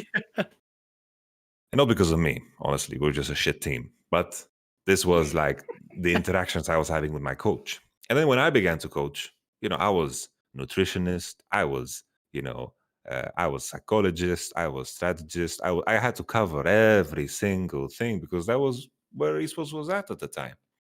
And with time, you begin to specialize, and I want to be in the role of management, and in terms of dealing with people, working with people, and focusing on the game and people and everything else around it. There's so much more around it, and I know that Gary is a fucking expert when it comes to these things. And when it comes to my list, it was Gary, Kaze, Peter Dunn. These are 3 people that I've genuinely wanted to work with. Other than that, there's nothing really that stands out to me. They're just like players that I would want to work with. Like working with Faker, it would be like a dream of mine. I did that. Yeah. Yeah, let me just flex on you real quick. That's why I'm getting that secondhand experience. I'm siphoning off This of is- you right now. This is the Parisian experience that I've been talking about.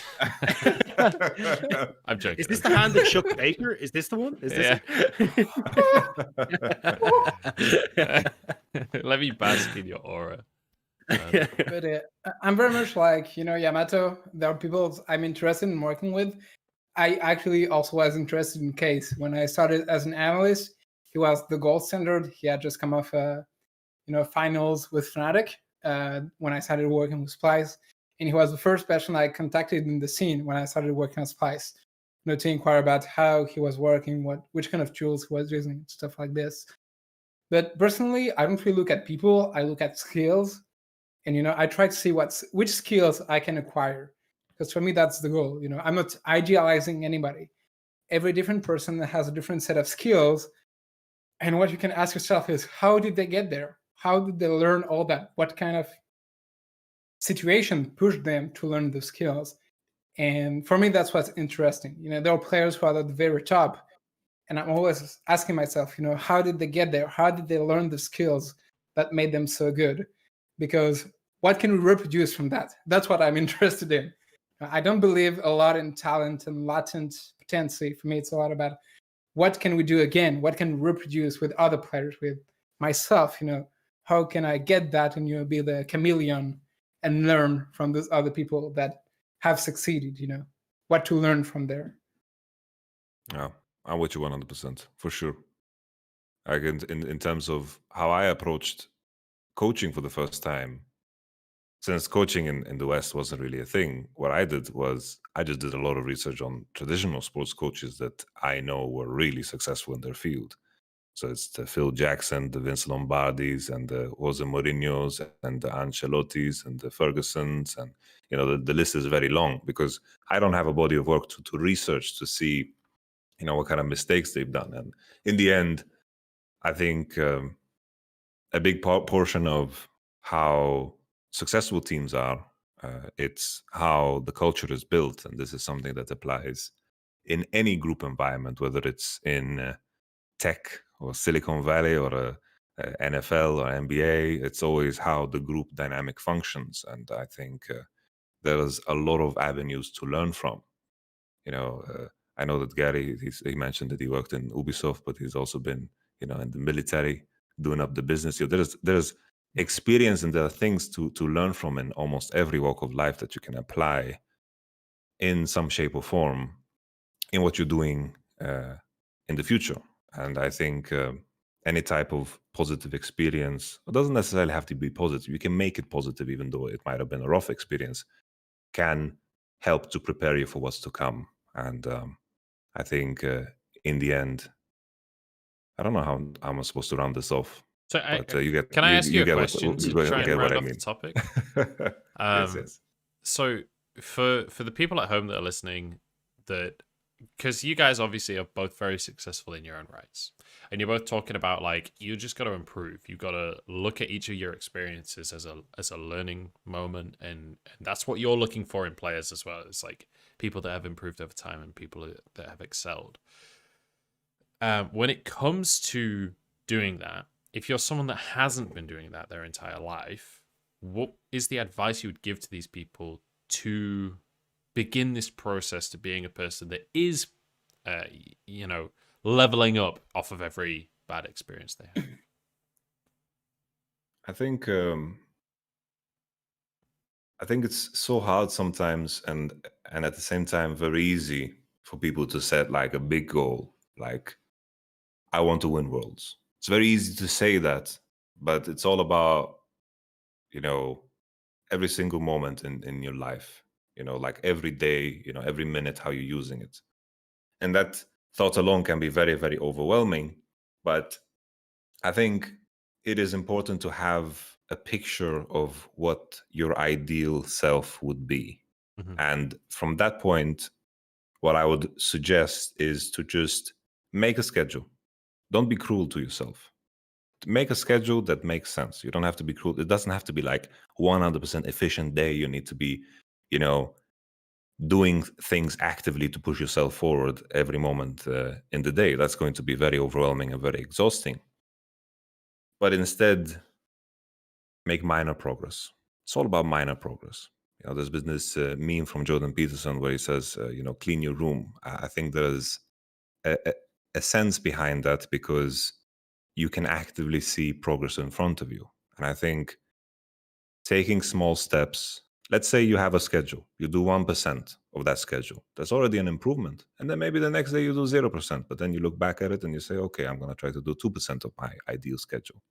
Then eventually, when you are rewarding yourself for that small growth, that minor growth, and you are moving in the direction you want to be moving in, that's where you want to be. You just want movement. You don't want every day to look the same. And sometimes that movement can be very, very small, but that movement can be very meaningful. Let's say someone wants to exercise. Just going for a walk, just going for a walk is already fantastic. It's a start. Cleaning your room is very simple. It's very visual in terms of how progress is showing for yourself. So it's very therapeutic because I think as human beings, we feel good when we, have progress, at least in my experience. I'm not saying this from a scientific point of view. This is just from what I've researched and what I've experienced myself. So I think paint a picture of what the ideal person is, what you ideal version of yourself is. Like, what do you want to achieve? Make a schedule that will progress you in that direction, and then don't punish yourself. And start small. Go for a walk, clean your room, write a message to your grandmother. She's bored. Maybe write a message. Just do something to move yourself in the right direction. Sorry, I think they just tickle me because the grandmother thing seemed like a completely different topic to me. She's bored, by the way. No, but really, sometimes people want to connect with their family, and that's also something that's important. And I agree. It was just everything else seemed very much like personal progress related. It was like, by the way, you haven't spoken to your grandmother in like 2 weeks, so just call her. Yeah, just a quick reminder. I think the biggest thing as well is having a learning mindset with that. Just because if you don't have the right mindset to kind of go, hey, look, maybe this solo queue game went absolutely shite. My bot lane went 0-10. Like, there was nothing I can do. There's always something that you can improve on. And I think that's the biggest thing, is that even in the shit moments, it's okay, well, how can I improve in and of myself? And then maybe I can make something of this shit moment. Yeah, and it's funny because I think that's where Yamato and I, go well together. Yamato was very practical in day-to-day advices. You should do things step by step. And if I had to answer this question directly, I would have said, for me, what matters, is the mindset. It's how you see things. As long as you see things the right way, as long as you realize every single skill can be acquired, just that it can be a possibility, then nothing else really matters. As long as you realize you can be on Faker's level, it's a possibility, it exists, then you can work towards it. You can make the right efforts towards it. That's why I think we joined. Yamato has the right practical approach to it, and I'm more focusing on the overarching strategy and overarching philosophy of the thing. I think that's where we go all together. Because I would have answered the same thing, but just not with the same point of view. Yes. I think also to add, we are living in a day and age. If you have access to the internet, you have access to the world's biggest library. And I mentioned earlier that I'm probably not going to learn to code, but I could, right? I have that option because, maybe it sounds like I have a big ego now, but it's accessible. That information is right there. Like, I have access to Harvard classes for free if I would want to have access to that, right? And in the end, I think the mindset portion is very, very important. Like, if you don't have that in place, you're not moving anywhere. Like, as Gary mentioned in the beginning, or not the beginning, but earlier, change needs to come from within. And there are certain things that are going to spark that change. Like, sometimes you hear that one sentence that really, rings a bell within you, and it just, it's fuel for your soul forever. Like, there's this sentence that really spoke to me. It's like, conquer the enemy within, and the enemy of outside will do you no harm. I don't even know where it comes from anymore, but I can probably Google it up and find out. But that sentence in itself has that really put something in me that worked. And sometimes finding that right fuel for the soul can invoke the right mindset within you. It's all about just exploring, because maybe 100 people right now, 127 people are listening to this. Maybe one person this makes sense to. Maybe one person, maybe zero. Maybe for someone else it makes sense. It's all about just actively pursuing something. You can't be passive about it, because I think that's when you start to land in a routine, and every day begins to melt together. Then the year passes, another year passes, and that's okay. Sometimes that happens, but it's all about now and forward. And if you want somewhere that you can get that active learning, Yamato has a great YouTube channel where he does reviews that I'm using this as a shameless plug, but I actually genuinely have used them a lot myself. Even when I'm still in the LPL, he does really good reviews. So if anyone wants to check them out, I'd highly, highly recommend. I'm not gonna lie. I thought you were about to say brilliant.com, the sponsor of this video, by the way. Brilliant.com if you're listening, or Skillshare if you're listening. Yeah, exactly. Oh god, great segue. Thinking of quotes, that affected us. For me, it would be a quote that's like Yamato. It's Anatole France from Le Jardin d'Épicure. In French, it is "Je tiens mon imperfection comme ma raison d'être," which is, my imperfection is important to me, as my reason of existing. And it's because you're imperfect that you exist. It's only to grow better, to try and perfect yourself every single day. You'll forever be imperfect, and that's why you live. You're always trying to thrive for the next big thing, for that next level that doesn't exist. When I was talking about the Übermensch from Yamato, it's the same. You want to try and go as far as you can, and always have this mindset that you can go to that next level. Should probably drop the word Übermensch before you come to Germany, brother, because it's a dangerous word to say. In terms of psychology, it's okay. All right, it's okay. I just made a crude joke. Yeah, I mean, in terms of psychology, it's a great book. Yes. Before it had all this shitty, terrible meaning. Yeah. So I guess the conclusion to that is like, if you were to be perfect, you would have nothing to work towards, and therefore, working towards perfection is the meaning there that you can find along the way. Yeah. Also, just to kind of follow up on this, I told this story last time, but like that pursuit often leads to opportunities that you never even know existed. Like for me, I was trying to because my background is finance, right? I got a business degree, so I was reading like Richard Branson's what's it called? I got it up there. Where is it? Oh, Screw It, Let's Do It. Sorry, I've got a bookshelf up above me. Screw It, Let's Do It by Richard Branson. And that was the reason that I got into casting, was I just read it. He was like, say yes, figure out how to do it later. And then I said yes to casting when I did not want to. And then I ended up, now I'm casting the LPL because I just kind of followed along. So I think these pursuits oftentimes end up in places that you never even expected them to wind up. And it can just have such a big improvement on your life. Yeah.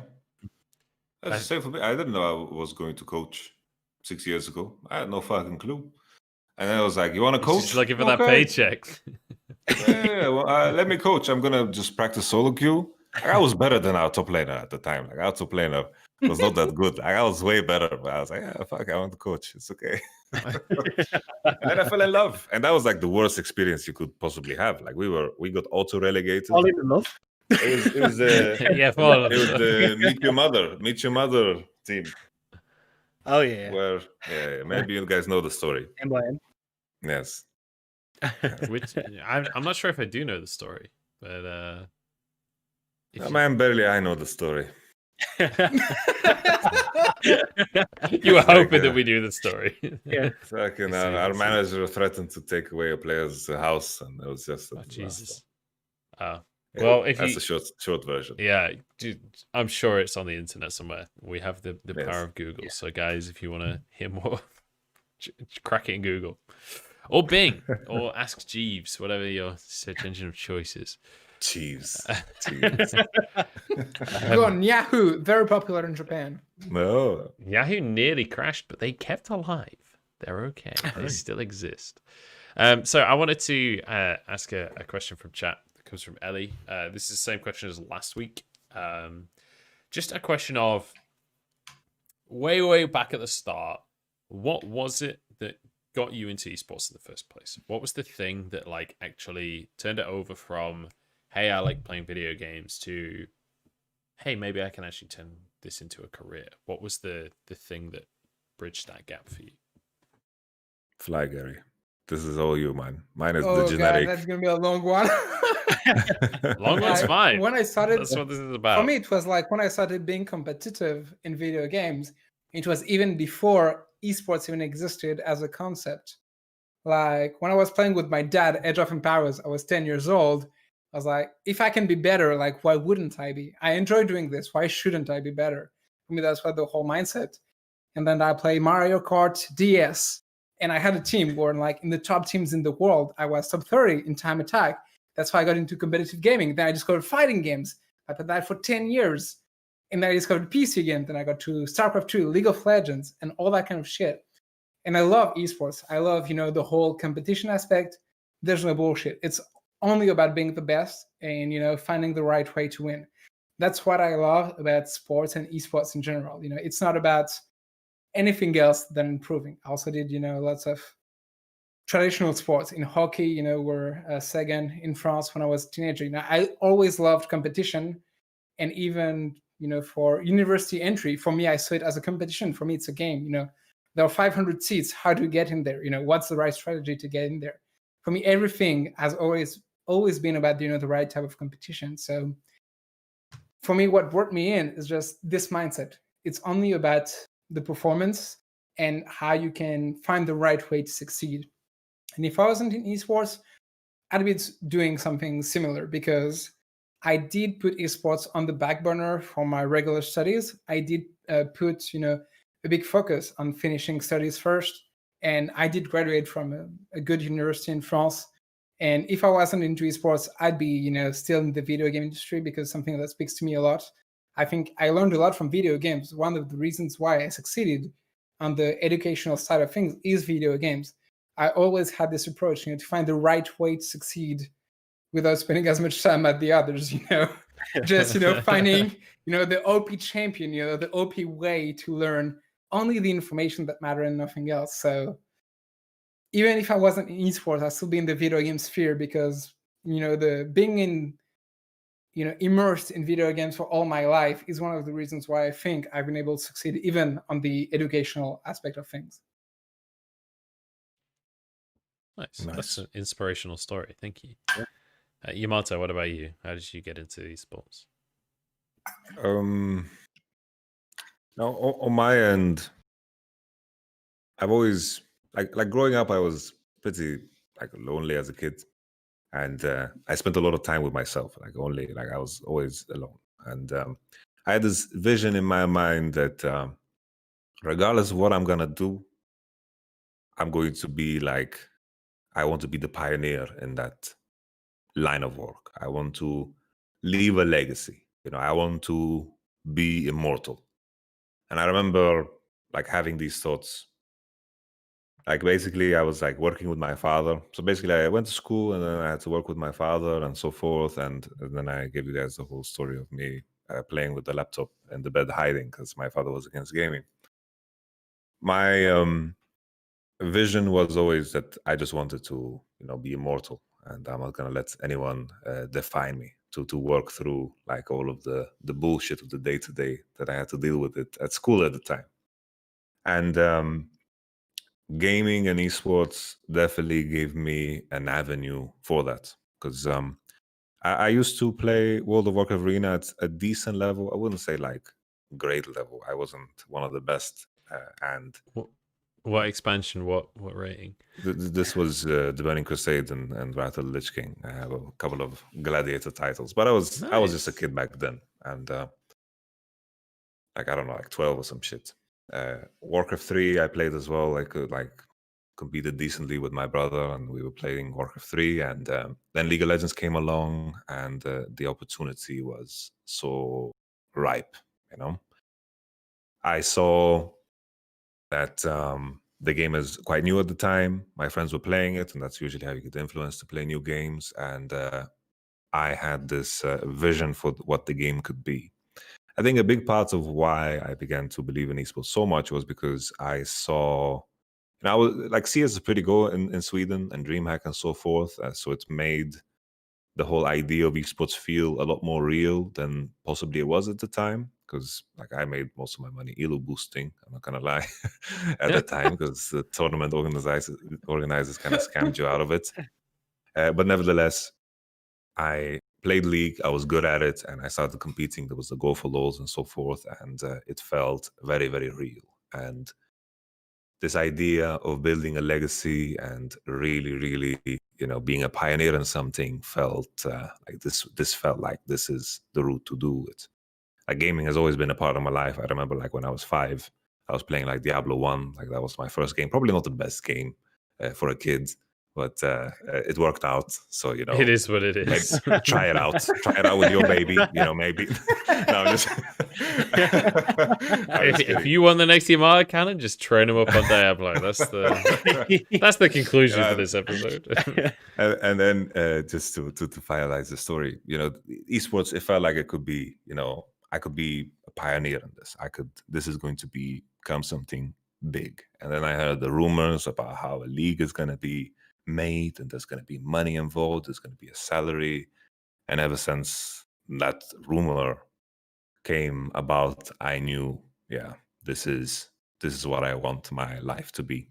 So I chased it ever since. And I was lucky. that both my mother and my brother both play games, and they've played games for as long as I remember. Like my mother still plays World of Warcraft and Hearthstone, and my brother does too. They don't have like mechanics, but they play games. So it definitely helped to against the polarizing. Like my father, it's very like hard work, no emotion. His mind, you could legit slot his mind into some man from 400 years ago, and he would just fit right in there. He would just that's where he's from, right? So it was polarizing, but at the same time, the perfect balance. I'm happy that I got to work in like the car mechanics shop and work with my father. At the time, I hated it because I thought it was just better for me to play games, but it also taught me very important values. So I am very, very fortunate, and to see sports open it up as an opportunity, and I've chased it ever since. And clearly the work ethic rubbed off on you as well. Like, that's very evident. Yeah.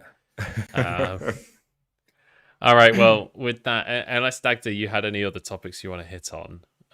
No, I'm just laughing at... Oh, sorry, go on ahead, Tolki. I was going to say, in terms of esports, I'm also a bit idealistic, but I feel like esports as a thing, as a concept, is something that's actually very important and is going to become very important for like everybody in the next few years. I think in terms of work, people are going to work less and less. Like, we don't need to work as much to cover our basic needs. We have the means of production to all live decent lives in the world. I feel like we're going to need entertainment in between, watching TV and trying your best to become the best person you can be, which is what esports is. What is the most inspiring? Like, if we're going to offer entertainment to people, what is going to make them want to succeed? What is going to make them, want to surpass themselves and get better? And that's one of the reasons why I love esports. It's a form of entertainment that still is about, trying to motivate people, trying to make them want to surpass themselves, trying to make them want to break their limits. And I think, that's of an active entertainment that we're offering people. And I really like this aspect of esports, trying to be inspiring of everybody who's watching. All right. Well, that I think is a perfect message to end the episode with. Gentlemen, thank you so much for joining us. I want to give you guys an opportunity to shout out anything you're doing right now, whether it's YouTube channels or whatever it is. We'll go Yamato, then Tolki, then Dagda, and then we'll round out the show. Yo, everybody, subscribe to, is it the Munchables YouTube channel? Is that what you're uploading? Or is there Bevvies with the Boys YouTube channel? Yeah. Where are the buttons? Below in the corner. Yeah. Whichever platform you're watching on, click on the button. There's usually a button. This is the good content. This is the good content. Thank you. When you notice, when you like, for the people out there, when you notice like people showing up, like a lot of people showing up, like they've had some hard hitters on the show, right? Then you know that the personalities also enjoy it. It's the same with like interviewers and journalists and talk shows in general. You notice which is in which ones people actively want to do it or when they don't want to do it. And this was a lot of fun. So I just give a shout out to you guys, because in the season, I'm just going to be working. I'm going to be like a, ostrich with my head under the ground. But in that ground is the Fnatic gaming house. So I won't be available anywhere. So just stick to this channel. Watch these guys get hammered every week. Appreciate it. Thank you. We'll hit you up after MSI, mate. Don't worry. Yeah. Cheers. I've got I'm thinking about it. Tolki, I'll say. Same here, so subscribe here, above or below the subscribe button. And that's about it. We'll be working with Fnatic all year long. So what matters is this podcast, 2 hours of great quality content, and that's all you need. Thank you very Damn much. right. And some, beer history of Japan, of course. Yeah, thank you for the lessons. Thank you for teaching us a little bit about the beer history of Japan. Appreciate that. It's just a scam to fake competition, is what I heard. Yeah. Same company. Jesus. Not anymore. This one was the same Not company. anymore.